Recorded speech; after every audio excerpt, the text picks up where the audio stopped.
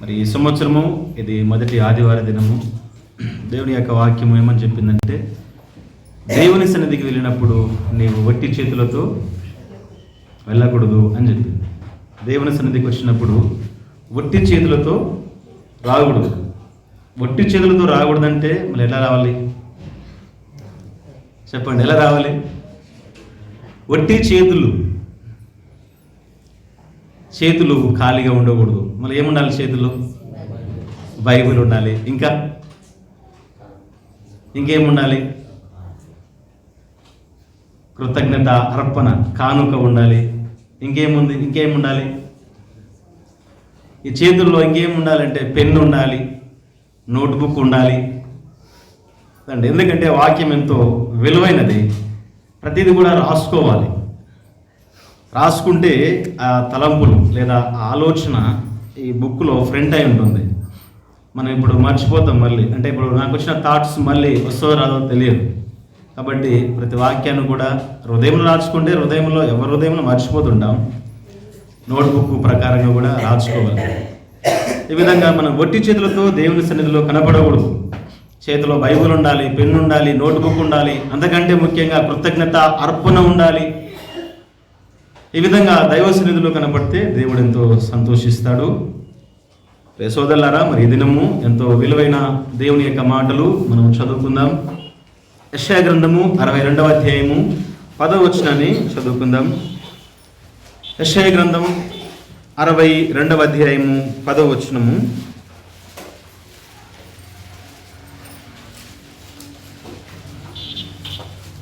గుమ్మముల ద్వారా రండి, జనమునకు త్రోవ సిద్ధపరుచుడి, రాజమార్గమును చక్కపరుచుడి, రాళ్ళను ఏరి పారవేయుడి, జనములు చూచినట్లు ధ్వజమెత్తుడి.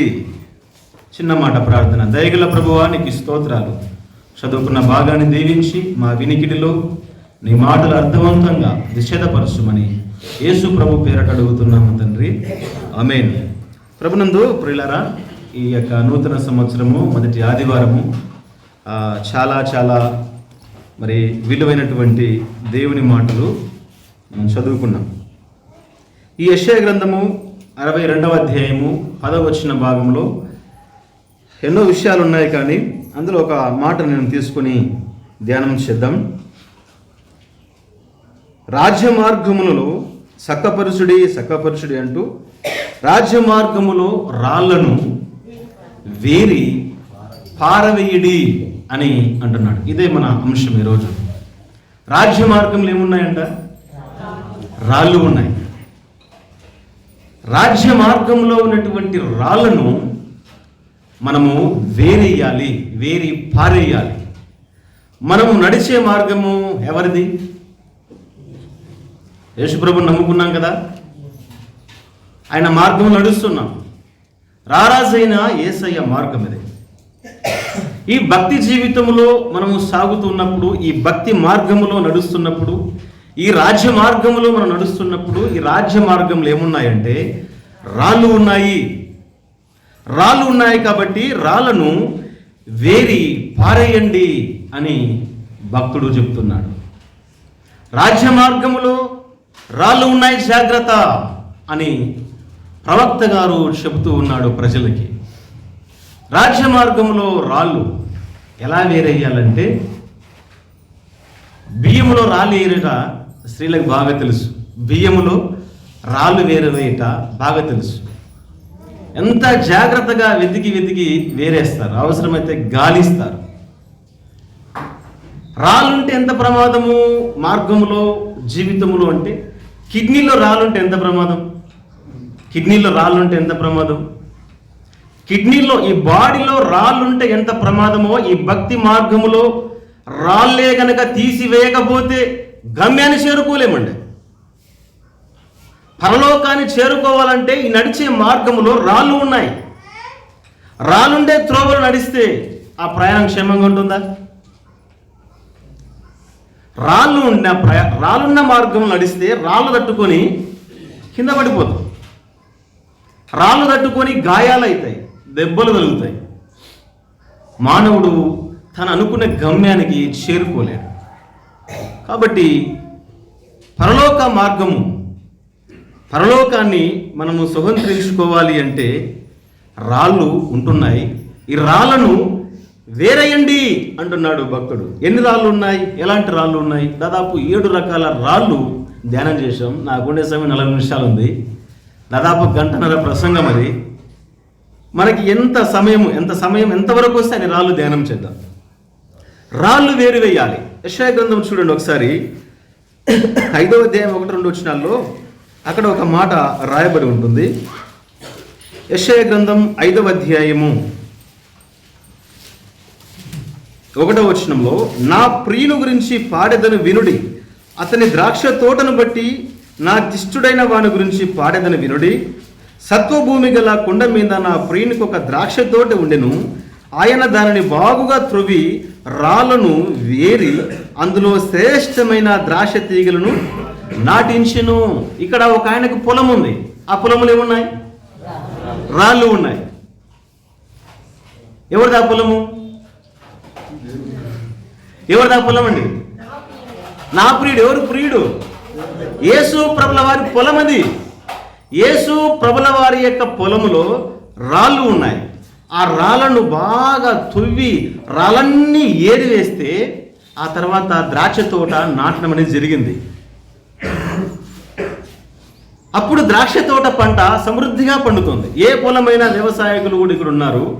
పొలంలో రాళ్ళుండి పంట వేస్తే పంట వస్తుందా? రాదు. పంట పండదు. రాళ్ళ మీద విత్తనం వేస్తే మొలుస్తుందా? యేసుప్రభు ఏమన్నాడండి? రాతి నేల మీద వేయబడ్డ విత్తనము మొలిచింది, కానీ కిందికి పోవడానికి మట్టి లేదు, కాబట్టి ఎండిపోయింది. రాతి నేల పడ్డ విత్తనం ఎలా ఎండిపోయిందో అలాగూ మనము కూడా ఎండిపోయే ప్రమాదం ఉంది. కాబట్టి రాళ్ళను వేరేసుకోవాలి అని చెబుతున్నాడు. నిజంగా ఇక్కడ చూడండి, పొలములో రాళ్ళు ఉన్నాయి. పొలము పంట పండాలంటే రాళ్ళను వేరువేయాలి. అదే యేసు ప్రభువు వారు తన పొలాన్ని బాగు చేసి ద్రాక్ష తోట నాటాడు. ద్రాక్ష తోట మొలిచింది. మొలిచి ఫలిస్తున్నప్పుడు ఆ ద్రాక్ష తోటలు ఏమున్నాయంటే, ఎఫెసీయుల సువార్త 15వ అధ్యాయం 1-2 వచనాల్లో ఆ తీగలు ఫలించకుండా మరికొన్ని తీగలు అడ్డుపడ్డాయి. ఆవిడని ఏమన్నంటే పనికిరాని తీగలు. తీగ సాగాలంటే అందులో ఉన్న ఎండిపోయిన కొమ్మలు ఏం చేయాలి? ఇప్పుడు కత్తిరించాలండి.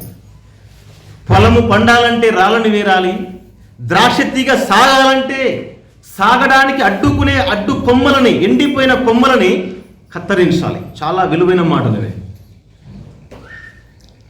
తోట సాగాలి, పండాలి అంటే పనికిరాని తీగలు కత్తిరించాలి. పంట పండాలంటే రాళ్ళని వేరువేయాలి. ఒక రాజు తన రాజ్యం స్థిరపరచబడాలంటే ఏం చేయాలంటే, సామెతల గ్రంథం చూడండి. సామెతల గ్రంథం 25వ అధ్యాయం 5వ వచనం. 25వ అధ్యాయము 5వ వచనంలో, సామెతల గ్రంథం 25వ అధ్యాయం 5వ వచనం, రాజు ఎదుట నుండి దుష్టులను తొలగించిన ఎడల అతని సింహాసనము నీతి వలన స్థిరపరచబడును. ఒక రాజు యొక్క సింహాసనం స్థిరపరచబడాలంటే దేన్ని తొలగించాలి? అతని రాజ్యం విస్తరించకుండా ఎవరైతే అడ్డుకుంటున్నారో అడ్డుకునే దుష్టులను ఏం చేయాలంట? తొలగించాలి. ద్రాక్ష తీగ ఫలించకుండా కొన్ని అడ్డుకొమ్మలు వస్తున్నాయి, వాటిని తొలగించాలి. పంట పండాలంటే పొలంలో ఉన్న రాళ్ళను వేరువేయాలి. రాజ్యం విస్తరించాలంటే దుష్టులను తొలగించాలి. ఇవి చాలా విలువైనటువంటి మాటలుగా మనం చూస్తున్నాం. ఎంతో వాస్తవం. ఏ ప్రభుత్వమైనా ఏ రాజ్యమైనా విస్తరించాలంటే తన పార్టీని తానే ఎవరైనా బలహీనం చేసేవారంటే వాళ్ళని తొలగించాలి. అప్పుడు అతని సింహాసనం స్థిరపరచబడుతుంది. పొలంలో పంట బాగా మండాలంటే రాళ్ళను వేరువేయాలి. ద్రాక్ష తోట ఫలించాలంటే కొమ్మలను కత్తిరించాలి. అవి ఎంత వాస్తవమో ఈ సృష్టిలో కనబడే విషయాలవి, నిజమని నిరూపించే విషయాలవి. అది ఎలాగో మన మార్గములో కూడా గమ్యము చేరాలి అంటే, పరలోకము చేరాలంటే మన మార్గములో ఉండే రాళ్ళను మనం ఏరివేయాలి. ఎలాంటి రాళ్ళు అంటే, ఒకటి చూడండి, యెహెజ్కేలు గ్రంథం మొట్టమొదటి రాయి, యెహెజ్కేలు గ్రంథం 36వ అధ్యాయం 26వ వచనం. యెహెజ్కేలు గ్రంథం 36వ అధ్యాయము 26వ వచనంలో, నూతన హృదయం మీకు ఇచ్చేదను, నూతన హృదయం మీకు ఇచ్చేదను, నూతన స్వభావం మీకు కలగజేసేదను, నూతన స్వభావం మీకు కలగజేసేదను, రాతి గుండె మీలో నుండి తీసివేసి, రాతి గుండె మీలో నుండి తీసివేసి మాంసపు గుండెను మీకు ఇచ్చేదను, మాంసపు గుండెను మీకు ఇచ్చేదను. ఇక్కడ ఏమంటున్నారంటే, దేవుడు మీలో ఉండే రాతి గుండెను తీసివేస్తాను అన్నాడు. రాతి గుండె, ఈ హృదయం అనేది ఎలా మారిపోయిందంటే రాయిగా మారిపోయిందండి. హృదయం ఎలా మారిపోయిందంటే రాయిగా మారిపోయింది. ఎందుకు హృదయం రాతిగా మారిపోయింది? ఎందుకు మారిపోయింది ఈ హృదయం? దేవుడు చెప్పే మాటలు మనం వినకుండగా బ్రతుకుతున్నందుకు దేవుడు అంటున్నాడు, మీ గుండె రాతి గుండె అన్నాడు. ఎందుకు ఈ గుండె, ఈ హృదయం, ఈ మనస్సు రాతిగా మారిందంటే, హెబ్రీ పత్రిక 3వ అధ్యాయం 14వ వచనం చూడండి.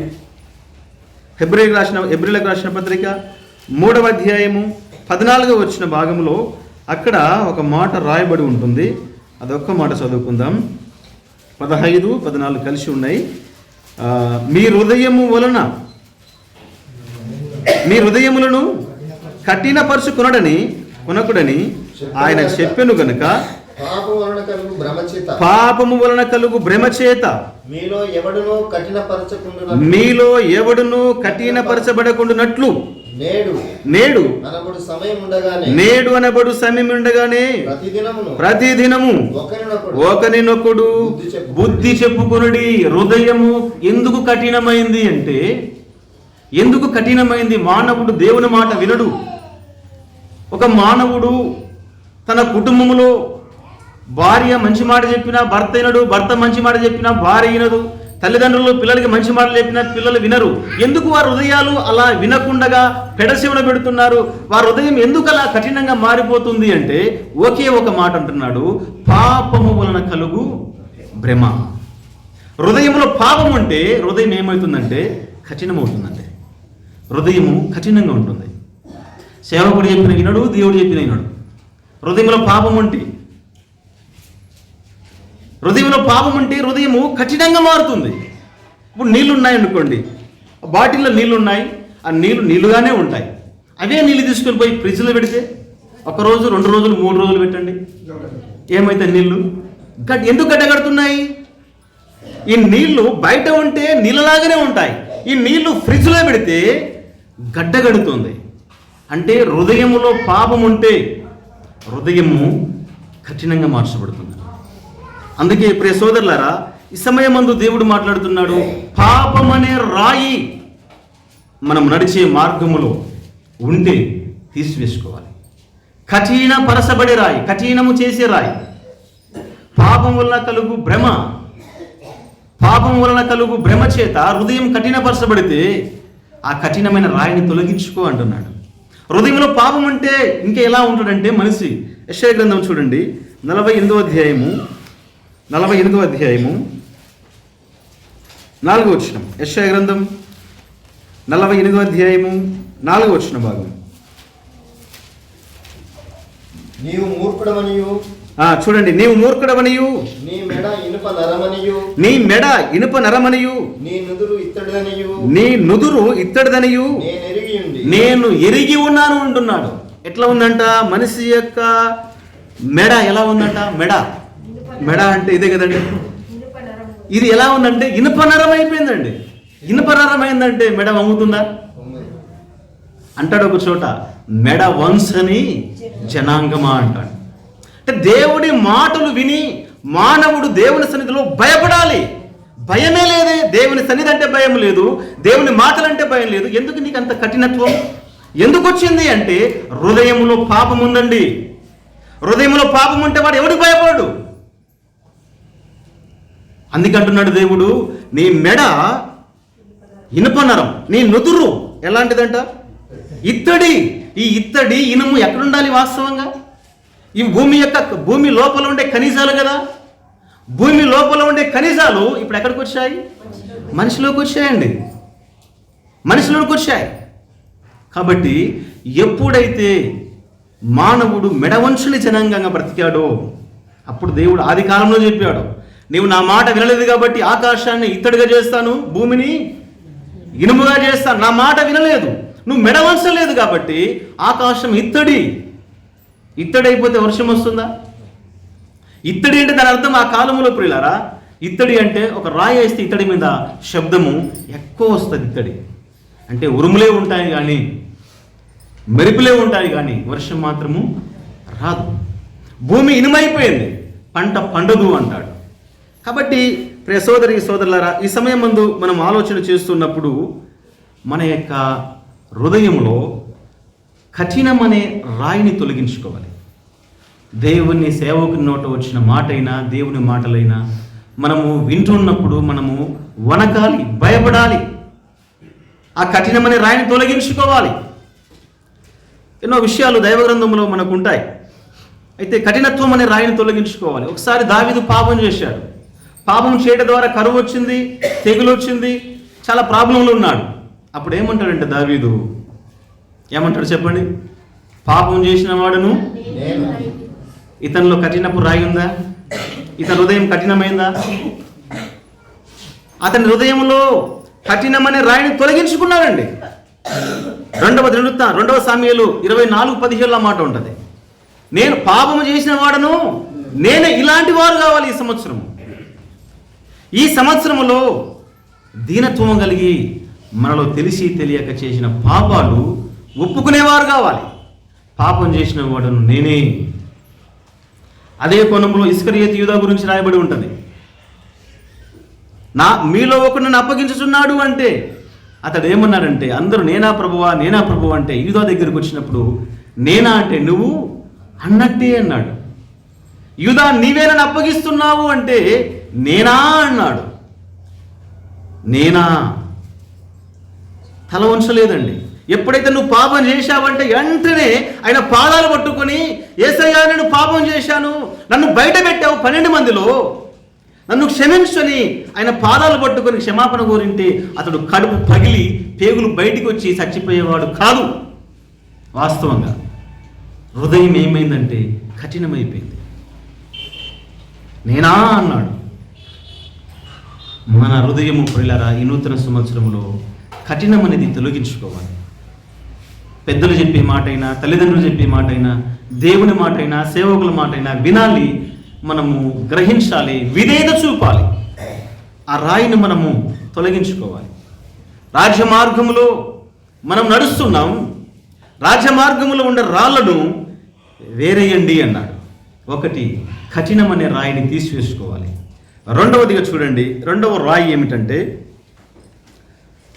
దైవ గ్రంథంలో నుంచి ఒక మాట చదువుకుందాం. 2వ రాజుల గ్రంథం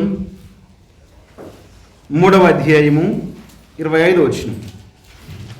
2వ రాజుల గ్రంథం 3వ అధ్యాయము 25వ వచనం చదవండి.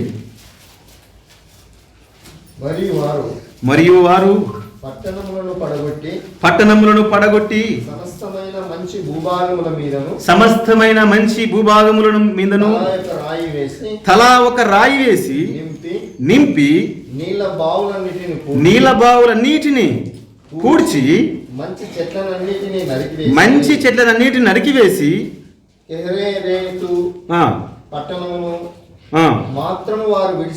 వారు విడిచిపెట్టిరి. చాలండి, ఇక్కడ ఏం చేశారంటే శత్రువులు, ఇక్కడ ఒక యుద్ధం జరుగుతుంది. యుద్ధ సంవత్సరం క్లుప్తంగా చెప్తాను. ఆ రోజు ఇజ్రాయెల్ రాజు యెహోరాము, యూదా రాజు యెహోషాపాతు ఇద్దరు కలిసి ఉన్నారు. ఈ ఇద్దరి మీదకి మోయాబు రాజు యుద్ధానికి వచ్చాడు. మోయాబు రాజు ఎప్పుడైతే యుద్ధానికి వచ్చాడో ఆ యుద్ధం భీకరంగా జరుగుతుంది. ఇశ్రాయేలీయులు మోయాబీలను ఓడించారు. ఓడించిన తర్వాత వారి యొక్క పట్టణాలు, వారి యొక్క బావులు స్వాధీనం చేసుకోవాలంటే ఏం చేశారంటే వారి బావుల మీద రాళ్లను వేశారండి. రాళ్ల చేత నింపేశారు. ఈ బావులను నింపిన రాళ్ళు దేని గుర్తుగా ఉందంటే కలహానికి గుర్తుగా ఉందండి. కలహానికి గుర్తుగా ఉంది. కలహం అనే రాయి మనము నడిచే రాజ్య మార్గములో ఉంటే దాన్ని తీసివేసుకోవాలి. భీకరమైన పోరాటం ఆ రోజు. యెహోరాము, యెహోషాపాతు, మోయాబు రాజు చాలా యుద్ధం జరిగింది. ఆ యుద్ధ సమాచారం చెప్పడానికి కాదు, కానీ దేవుడు చాలా గొప్ప కార్యాలు అక్కడ జరిగించాడు. అయితే ఆ యుద్ధ రంగంలో బావులలో, మంచినీళ్ళ బావులలో రాళ్ళు వేసి పూడ్చివేశారు. ఆ రాళ్ళు దేని గుర్తుకునంటే కలహానికి గుర్తు. ప్రియ సోదరి సోదరులారా, రాజ్యమార్గములో ఈ నూతన సంవత్సరంలో నడుస్తూ ఉన్నాం. మన జీవితంలో కలహం అనే రాయి ఉంటే దాన్ని తీసివేయాలండి. కలహానికి ఎప్పుడు కూడా మనము కాలు దువ్వకూడదు. ఇస్సాకు తన తండ్రి బావి దొంగించాడు. తండ్రి దొంగిన బావుల చేత తన పొలాన్ని బాగు చేసుకుంటున్నాడు. ఆ దేశమందు చాలా బావులు, పంటలు పండించి గొప్పవాడయ్యాడు ఇస్సాకు. అది వారవలేక ఫిలిస్తీన్లు చేంజ్ చేశారండి. ఫిలిస్తీన్లు చేంజ్ చేశారు, ఆ బావులని పూడ్చివేశారండి. ఫిలిస్తీన్లు వచ్చి ఆదికాండము 26వ అధ్యాయము 15వ వచనాల సందర్భం ఉంటుంది. ఎప్పుడైతే శత్రువులు వచ్చి ఆ బావులు పూడ్చివేసిరో, మా తండ్రి దొంగించిన బావులు మీరు ఎవర్రా పూడ్చడానికని గడ్డపార పట్టుకొని, కర్ర పట్టుకొని, కత్తి పట్టుకొని ఇస్సాకు యుద్ధానికి పోయాడా? వాళ్ళు పూడుచుకుంటూ వస్తే ఇతడు మాత్రం మరొక మాట చెప్పకుండా సరే పూడిస్తున్నానని మరొక బావి దూవుతున్నాడు. ఆ బావి పూడ్చారు, వారితో తిరుగుబాటు చేయలేదండి. ఆ బావి పూడిస్తే మరలా దాన్ని విడిచిపెట్టి మరొక బావి దూవుకున్నాడు. ఇలా చాలా దాదాపు 4 రకాల బావులు అక్కడ ఉన్నాయి. ఫిలిస్తీన్లు గొడవకు వస్తున్నారు, ఇస్సాకు మాత్రము గొడవకు పోలేదండి, కలహానికి పోలేదు. కాబట్టి కలహానికి దూరంగా ఉండాలి. కలహం అనే రాయి మనలో ఉంటే మనం తీసివేసుకోవాలి. అది క్షేమం మన జీవితాలకు. ఇస్సాకు ఎంత మంచి స్వభావం అంటే, తన తండ్రి స్వభావం ఎలాంటిదంటే ఇలాంటిదే. తండ్రి ఆదికాండము 13వ అధ్యాయం 5-6 వచనాల్లో ఏమని ఉందంటే, అబ్రహాము లోతు కలిసి బతికారు. కలిసి బ్రతికితే ఇప్పుడు గొడవ ఎవరికి వచ్చిందాడా? కలహం ఎవరికి వచ్చింది చూడండి. 13వ అధ్యాయం 9వ వచనం చదవండి ఒకసారి. ఆదికాండం 13వ అధ్యాయం 9వ వచనం. 9 కాకుండా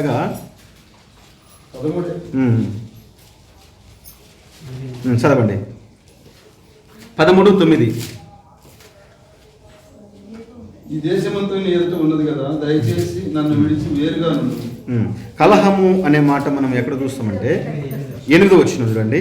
కాబట్టి అబ్రహాము మన బంధువులము గనుక నాకును నీకును నా పశువుల కాపర్లకును నీ పశువుల కాపర్లకును కలహము ఉండకూడదు. అప్పుడు అబ్రహాము పశువుల కాపర్లకు లోతు కాపర్లకు కలహం ఉంది. కలహం అంటే అబ్రహాము ఏమంటున్నా అంటే పెద్దవాడు అబ్రహాం, తన యొక్క తమ్ముని కుమారుడు లోతు. అరే మనం ఇద్దరు బంధువులం కదా, ఎందుకు గొడవ పడాలి?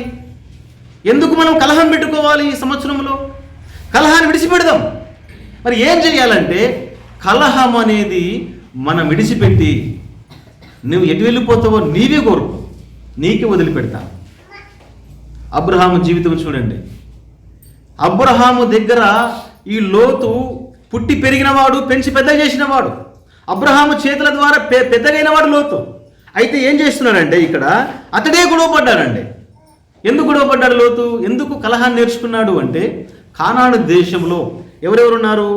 కానాను దేశంలో పెర్జీలు, కానానీయులు ఉన్నారు. కానానీయులు పెర్జీల చేత బాగా గొడవ నేర్చుకున్నాడు లోతు, కలహాన్ని నేర్చుకున్నాడు. ఆ కలహాన్ని నేర్చుకొని ఇక్కడ వచ్చి అబ్రహాముతో గొడవ పెట్టుకున్నాడు. అప్పుడు అబ్రహాము, మనము గొడవ పడటము ఇది మంచిది కాదు. నువ్వు కుడి తట్టికి వెళ్ళిపోతే నేను ఎడమ తట్టికి వెళ్ళిపోతా, ఎడమ తట్టికి నువ్వు వెళ్ళిపోతే కుడివైపు నేను వెళ్ళిపోతా.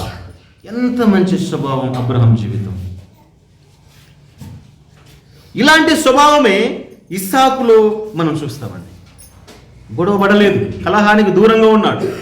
కాబట్టి ఈ యొక్క రాజ్య మార్గంలో మనం నడుస్తూ ఉన్నప్పుడు కలహం అనే దానికి మనం చోటు ఇవ్వకూడదు. కుటుంబంలోనైనా బయటైనా ఎక్కడైనా సరే మనము కలహం అంటే దూరంగా బ్రతకాలి. అబ్రహాం ఇస్సాకులే. లోకముంది, కానానీయులు, పెర్షీయులు, హిత్తీయులు ఉన్నట్టు ఈ దేశంలో, ఈ లోకంలో ఎంతో మంది గొడవపడేవారు ఉన్నారు. వారి వల్ల మనం గొడవలు నేర్చుకోకూడదు. లోతు అలాగే నేర్చుకుని అబ్రహాం దగ్గర గొడవపడ్డాడు. కాబట్టి అబ్రహాము దూరంగా ఉండాలని చెప్పారు. మరి ఈ రాజ్య మార్గం నడుస్తున్నప్పుడు కలహం అనే రాయి, ఇది 2వ రాయి మనము తీసివేసుకోవాలి. మన జీవితంలో ఈ సంవత్సరంలో మనము సమాధానముతో సాగిపోవడానికి సిద్ధపడాలి. తర్వాత రాజమార్గములో మనం నడుస్తున్నాం కాబట్టి మూడవ రాయి ఏరి పారేయాలి. ఏమిటి మూడవ రాయి అంటే లూకాసు వార్త 13వ అధ్యాయము 34వ వచనం. లూకాసు వార్త 13వ అధ్యాయము 34వ వచనం చూడండి. 34వ వచనంలో ఇలా రాయబడి ఉంటుంది, యెరూషలేమా యెరూషలేమా, ప్రవక్తలను చంపుచు నీ యొద్దకు పంపబడిన వారిని రాళ్లతో కొట్టుచు ఉండుదానా? కోడి తన పిల్లలను తన రెక్కల క్రింద ఎలాగూ చేర్చుకునను, అలాగే ఎన్నో మార్లు నేను నీ పిల్లలను చేర్చుకున్న వాళ్ళు వింటిని కానీ మీరు రానల్లకపోతిరి అంటున్నాడు. ఇక్కడ యేసుప్రభు ఏం చెప్తున్నాడంటే, యెరూషలేమా యెరూషలేమా, నీ క్షేమాను కోరి నీ దగ్గరకు నేను ప్రవక్తలను పంపాను. మీరేం చేశారు? రాళ్ళు తీసుకొని కొట్టితిరి. రాళ్ళు తీసుకొని కొట్టారండి ప్రవక్తలని. రాళ్ళు తీసుకొని కొట్టింది ఇశ్రాయేలీలే కదా. ఇశ్రాయేలీలే. దేవుడు ప్రేమించి ఒక ప్రవక్తను పంపితే రాళ్ళు తీసుకొని కొట్టారండి. ఇది ఏ రాయి అంటే దేవుని యొక్క గద్దింపును, దేవుని మాటను తిరస్కరించే రాయి. తిరస్కరించారు. దేవుడు ప్రవక్తలను పంపాడు. ప్రవక్తలను పంపితే రాళ్ళు తీసుకొని కొట్టారండి. ఎవరు కొట్టారు? ఎవరు చంపారు రాళ్ళ చేత? ఒకసారి చూడండి. యేసుప్రభుని కొట్టారు, స్టెఫెను కొట్టారు. ఒక మాట, విలువైన మాట చదువుకుందాం. దినవృత్తాంతముల గ్రంథము, 2వ దినవృత్తాంతముల గ్రంథము 24వ అధ్యాయము 19వ వచనం. 24వ అధ్యాయం 19వ వచనం. 2వ దినవృత్తాంతములు 24వ అధ్యాయము 19వ వచనం. 19వ వచనం చూడండి. 24:19లో తన వైపునకు వారిని మళ్లించుటకై యెహోవా వారి యొద్దకు ప్రవక్తలను పంపగా ఆ ప్రవక్తలు వారి మీద సాక్ష్యం పలికిరి గాని వారు చెవి యొగ్గక ఉండిరి. దేవుని ఆత్మ యాజకుడు యెహోయాదు కుమారుడైన జెకర్యా మీదికి రాగా అతడు జనుల ఎదుట నిలువబడి, మీరెందుకు యెహోవా ఆజ్ఞను మీరుచున్నారు? మీరు వర్ధిల్లరు. మీరు యెహోవాను విసర్జించిరి గనుక ఆయన మిమ్మును విసర్జించి ఉన్నాడని దేవుడు సెలవిచ్చుచున్నాడు అని అనెను. ఎప్పుడైతే ఈ జెకర్యా గారు యోవాసును, అతని యొక్క సమాజాన్ని, ప్రవక్తలను దేవుడు పంపితే మీరెందుకు ఇలా తిరస్కరిస్తున్నారు దేవుని మాటలను? దేవుడు మిమ్మల్ని ప్రేమించి మీ యొక్క స్థాయిని హెచ్చించాడు. ఎవరు ఆ రోజు రాజుగా ఉండేది? ఏమండి? యోవాసు కదా.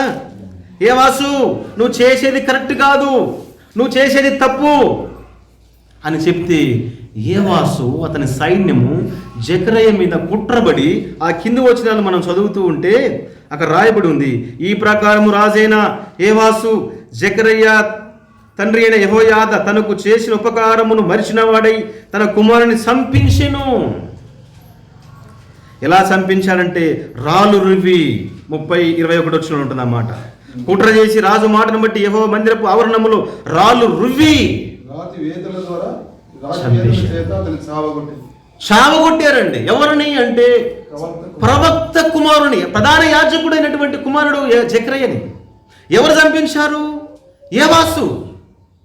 ఎందుకు చంపించాడు అంటే యోవాసు జీవితంలో తన తండ్రి ఏం చేశాడో అది గుర్తు చేశాడు. యోవాసు, నీవు 7 ఏళ్ళప్పుడు నా తండ్రి రాజుగా చేశాడు.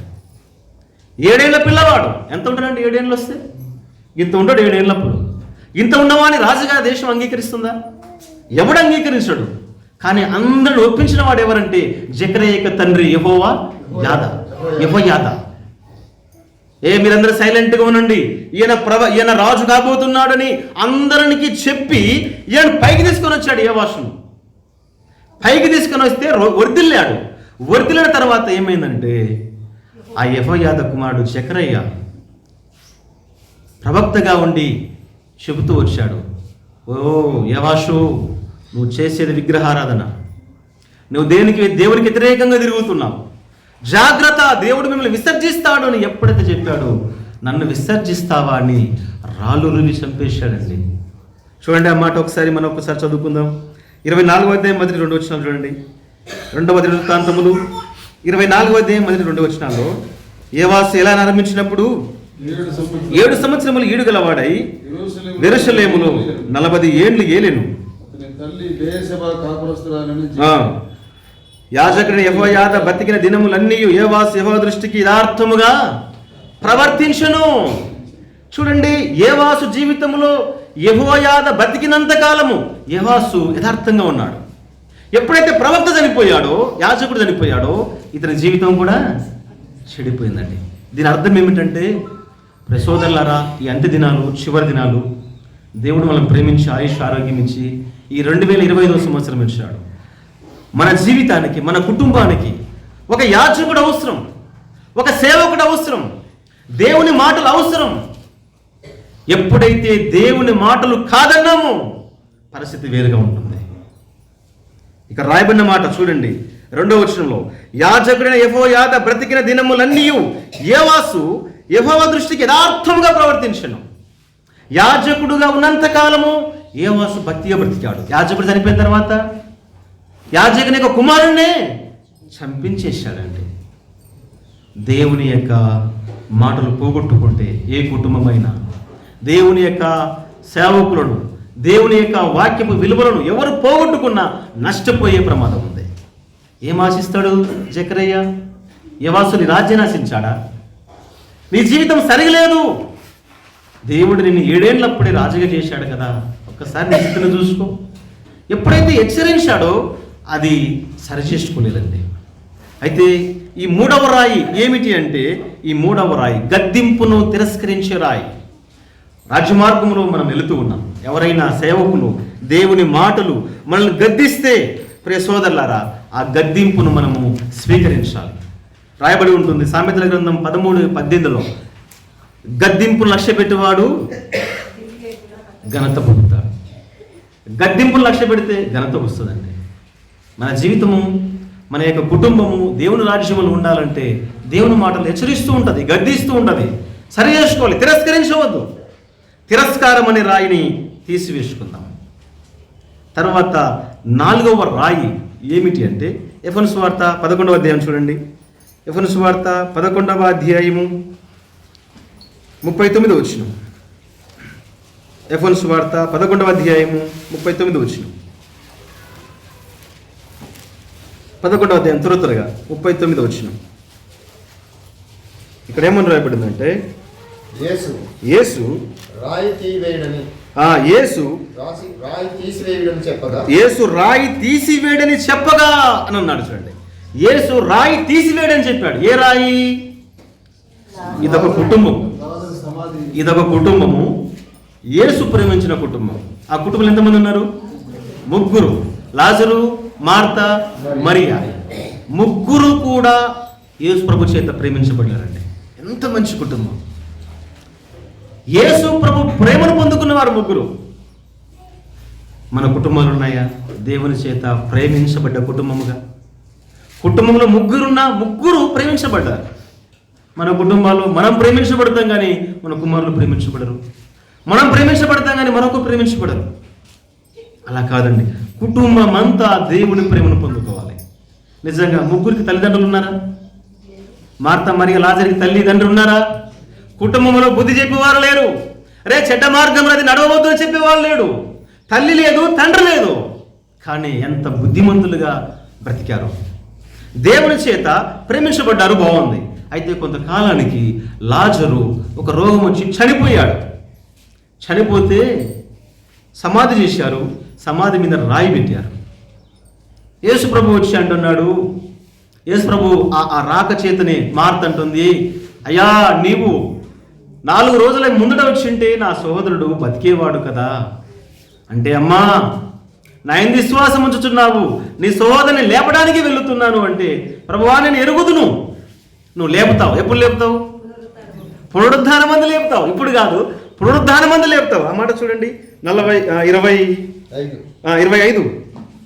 అందుకు యేసు 23 యేసు నీ సోదరుడు మరలా లేచుడు ఆయనతో చెప్పగా, అమ్మా లేస్తాడు నీ సహోదరుడు అంటే, అయ్యా నువ్వు లేపుతావు. ఎప్పుడు లేపుతావు అంటే పునరుత్థానం అంత్య దినాన్ని లేపుతావు. అంటే మనుషులందరూ చనిపోయిన తర్వాత నా సహోదరుని తీసుకుంటా లేపుతావు, మమ్మల్ని పరలోకాన్ని తీసుకుపో. అది నాకు తెలుసు, అది నీకు తెలుసు కానీ మార్తా ఇప్పుడు నేను లేపుతున్నాను. ఎట్లా ప్రభువా అంటే సమాధి దగ్గరికి పోయారు. అప్పుడు యేసు అన్నాడు, ఆ రాయి తీసివేయండి. మార్త అంటుంది, అయ్యా రాయి తీసివేస్తే వాసన వస్తుంది, రాయి తీసివేస్తే వాసన వస్తుంది. మార్త నీ అవిశ్వాసాన్ని తొలగించు. ఈ రాయి దేని గుర్తుగా ఉందంటే అవిశ్వాసానికి గుర్తుగా ఉందండి. ఈ 2025వ సంవత్సరము మొదటి ఆదివార దినాన మన జీవితంలో రాజ్య మార్గములో మనం బ్రతుకుతూ ఉంటే అవిశ్వాసం అనే రాళ్ళు దేవుడిస్తాడా? దేవుడు లేపుతాడా? దేవుని ఇంతకాలం నమ్మితి, ఇంతకాలం ఆరాధన చేస్తే మాకు ఇంకేం వస్తుంది? ఈ అవిశ్వాసం వద్దు. దేవుడు ఎంత గొప్ప దేవుడు తెలుసా? శూన్యములో సృష్టిని వ్రేలాడదీసిన వాడు. ఈ యొక్క భూమికి ఆధారమే లేదు కానీ నిలబెట్టాడు. మార్తా వాసన కాదు పుట్టేది, ఆ రాయి తీసివేయండి. నమ్ము, అవిశ్వాసం అనే రాయి తీసివేయండి. మార్తా నీ జీవితంలో అవిశ్వాసం అనే రాయి ఉంది. అవిశ్వాసం అనే రాయి తొలగించుకుంటే దేవుని యొక్క మహిమను మనము చూస్తాం. మార్తా జీవితంలో అవిశ్వాసం అనే రాయి. ప్రియ సోదరులారా, మనం చూస్తున్నాము 4వ రాయి.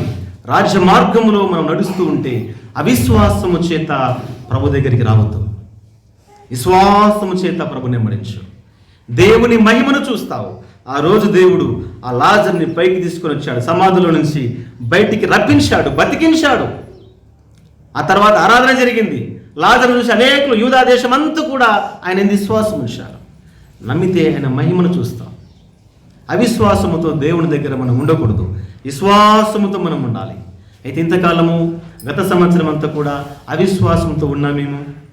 ఆ రాయి తొలగించండి, ఆ రాయి తొలగించండి. రాజ్య మార్గములో ఉండే రాళ్లను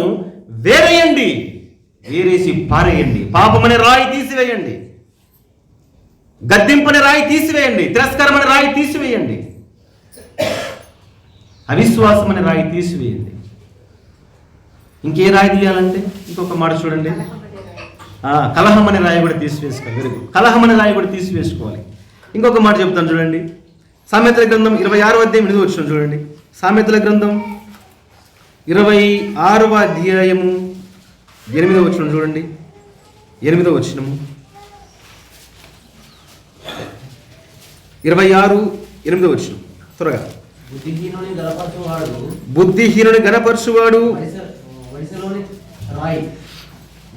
గణపరచువాడు ఒడిసెలోని రాయి కదలకుండా కట్టువానితో సమానుడు. ఎంత మంచి మాట చూడండి. సామెతలు అంటేనే వండర్ఫుల్ ఇవి.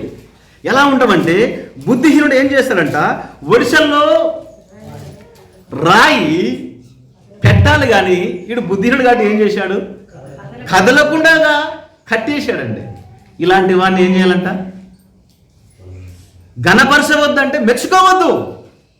యాక్చువల్గా ఒడిశాలో రాయి పెట్టాలా కట్టాలా? దావీదు ఎలా చంపాడు గొల్యాతుని? ఒడిశాలో రాయి పెట్టి గిరగిరా తిప్పి ఒక్క తాడు పట్టుకున్నాడు, ఒక్క తాడు వదిలేశాడు, రివ్వున రాయి వెళ్ళిపోయింది. శత్రువు యొక్క నొసట రాయి పడితే గొల్యాతు చనిపోయాడండి. 2 తాళ్ళ మధ్య రాయి ఉంటుంది.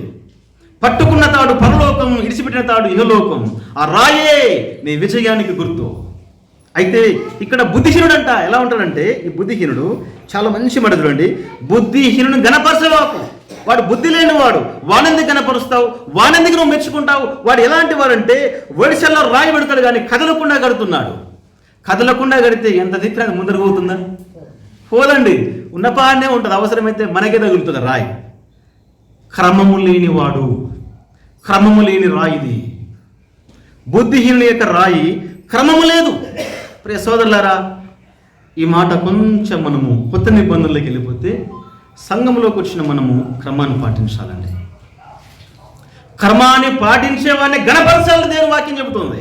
క్రమము లేని వాడిని గణపరచవాడు. చూడండి ఒక మాట, 1 తెస్సలోనిక పత్రిక 5వ అధ్యాయం 14వ వచనం. 1 తెస్సలోనిక పత్రిక 5వ అధ్యాయము 14వ వచనం. 5వ అధ్యాయం 14వ వచనం.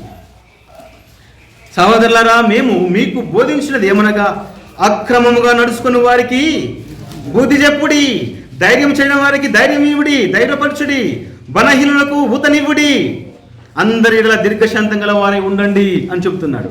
అక్రమముగా నడుచుకున్న వారికి ప్రియులారా బుద్ధి చెప్పాలి, బుద్ధి చెప్పాలి. బుద్ధి లేనివాడు ఒడిశలతో రాయి కదలకుండా కట్టేవాడు. మన క్రమం లేదు, ఒక శత్రువుని జయించలేడు. సోదరులారా, క్రమంగా నడుచుకుంటే మనము శత్రువుని జయిస్తాం, విజయాన్ని పొందుకుంటాం. క్రమంగా నడుచుకోవాలి, క్రమంగా నడుచుకోవాలి. క్రమం అనేది సంఘానికి ఉంది. బైబిల్లో దేవుడు ఎన్నో క్రమాలు ఇచ్చాడు. ఆ క్రమాన్ని మనం పాటించుతూ దైవ సన్నిధికి రావాలి. క్రమాన్ని చెబుతూ ఉంటే కూడా పాటించకపోతే పౌలు ఆ రోజు ఇంకో ఖచ్చితమైన మాట మాట్లాడాడు. చూడండి, 2వ తెస్సలోనిక పత్రిక 3వ అధ్యాయం 6వ వచనంలో. 2వ తెస్సలోనిక పత్రిక 3వ అధ్యాయం 6వ వచనంలో, సహోదరులారా, మా వలన పొందిన బోధన ప్రకారము కాక అక్రమంగా నడుచుకుని ప్రతి సహోదరుని యొద్ద నుండి తొలగిపోవాలను. ఎంత ఖచ్చితమైన మాట చూడండి ప్రియులారా. మా వలన బోధించిన బోధ ప్రకారంగా నడవాలి. అక్రమంగా నడుచుకుంటే వారి యొద్ద నుంచి తొలగిపోవాలి అంటున్నాడు. ప్రియ సోదరుల, 5వ రాయి ఏంటంటే క్రమంగా నడుచుకోవాలి. అక్రమం అనే రాయి మన జీవితంలో ఏదైనా ఉంటే తీసివేసుకోవాలి. మన సంఘ నియామక కూడికలు ఎన్నో ఉన్నాయి, ఆరాధన ఉంది, విజ్ఞాపన ఉంది, స్త్రీల కూడికలు ఉన్నాయి. దయచేసి క్రమాన్ని పాటించుదాం, పాటించి ఘనత పొందుదాం. క్రమము లేని వారిని ఘనపరచవాకండి అని వాక్యం ఉంటుంది. ఆ విధంగా 5వ రాయి అక్రమం అనే రాయిని తొలగించుకుందాం. తర్వాత 6వ రాయి ఏమిటంటే సామెతల గ్రంథం 27వ అధ్యాయం 3వ వచనం చూడండి. సామెతల గ్రంథం 27వ అధ్యాయము 3వ వచనంలో చాలా విలువైన మాట భక్తుడు అక్కడ చెప్తాడు. క్లుప్తంగా ఈ వచనాన్ని చెప్తాను చూడండి. 3-4 వచనంలో, రాయి బరువు, ఇసుక భారము, మూడిని కోపము, ఆ రెండింటికంటే బరువు. ఈ రాయి 6వ రాయి ఏం రాయి అంటే కోపమనే రాయి. రాజ్య మార్గములో మనం బ్రతుకుతున్నాము, మన దగ్గర కోపం ఉండకూడదండి. కోపం అనేది ఎంత భయంకరం అంటే ఆ భయంకరాన్ని మనం ఇప్పుడు వర్ణించలేము. అది ఎలాంటిదంటే కోపం. ఒక రాయి మోసుకున్న వ్యక్తి ఒక 70 కేజీలు రాయి మోసుకున్నాడు. వాడు ఏమనుకుంటాడంటే ఒక 2 నిమిషాలు మోసాడు, 3 నిమిషాలు మోసాడు, ఎప్పుడెప్పుడు దింపాలనుకుంటాడు. అవునా కాదా? బరువు మోసే వ్యక్తి ఎప్పుడెప్పుడు దింపాలనుకుంటాడు. కోపముతో బ్రతికే వ్యక్తి మనతో పాటు ఉంటే వీడు ఎప్పుడెప్పుడు తొలగిపోవాలనుకుంటాం. కోపముతో బ్రతికే భార్య అయినా, కోపముతో బ్రతికే భర్త అయినా, పిల్లలైనా ఎప్పుడెప్పుడు తొలగించుకోవాలనుకుంటాం. వాడు కోపిష్టి వచ్చరా అంటాం. ప్రియ సోదరులారా, ఈ కోపం అనే రాయి తొలగించుకోవాలి.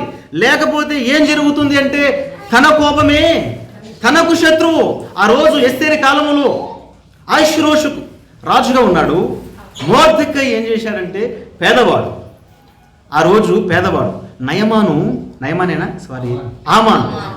హామాను అందరూ నాకు మొక్కాలనుకున్నాడు. కానీ మొర్దెకై మాత్రము మొక్కలేదు. మొక్కనందుకు ఏమైందంటే హామానుకి కోపం వచ్చేసిందండి. చాలా కోపం వచ్చేసింది. కోపం వచ్చి ఏమేమో ప్రయత్నం చేశాడు, ఉరిపోయే తయారు చేశాడు. లాస్ట్కి తన కోపమే తన చేతిలో చేత ఉరికొయ్య చేయించాడు. అవే కొయ్య మీద అతడు ఉరిదీయబడ్డాడు. తన కోపమే తనకు శత్రువు. కోపించుకోవద్దు. కోపం అనే రాయి ఉంటే తీసివేసుకుందాం. ప్రియ సోదరులారా, నేను ముగిస్తున్నాను. రాజ్య మార్గంలో మనం బ్రతుకుతున్నాం. మన జీవితంలో కోపం అనేది సహజమే. ఒక భక్తుడు అంటాడు, కోపంని ఎలా వాడాలంటే, ఎలా వాడతారండి కోపాన్ని ఎలా వాడాలంటే ఉప్పులాగా వాడాలంట. కోపాన్ని ఉప్పులాగా వాడాలి. ఉప్పు ఎక్కువ వేసుకుంటే ఏమొస్తుంది మీకు తెలుసు. ఇంకా ఉప్పు వేసుకుంటే బీపీ ఎక్కువ వేస్తే, కోపం ఎక్కువ ఉంటే కూడా నష్టపోతాం. ఒకసారి ఏమన్నాడంటే సౌలు కుమారుడు యోనాతాను, నాయనా నువ్వు దావీదుని ఎందుకు హత్య ప్రయత్నం చేయడానికి ఒకటే తిరుగుతున్నావు? ఏం తప్పు చేశాడు నాయన చెప్పు, ఏం తప్పు చేశాడు చెప్పు అంటే, ప్రియ సోదరులారా, ఆ మాట అంటాడు సౌలు తన కుమారుని. ఏమంటాడంటే, అగడగొట్టు దాని కుమారుడా, నీ తల్లి యొక్క ఎంత బూతు మాటలు చూడండి. కోపం అది. దావీదుని చంపాలి చంపాలి చంపాలి. చివరకు తన కోపము చేత తన కుమారుని కూడా చంపడానికి వెనకాడలేదండి. సామ్యూయేలు గ్రంథము 20 అధ్యాయం 29 నుంచి 33 వరకు ఉంటుంది. యోనాతాను మీద కూడా ఈటే విసిరాడండి. అంటే కోపం అనేది అంతగా మానవుని యొక్క నాశనాన్ని కోరుతుంది. కాబట్టి ప్రియ సోదరీ సోదరులారా, రాజమార్గంలో ఉండే రాళ్లను వేలి పారవేయండి అన్నాడు.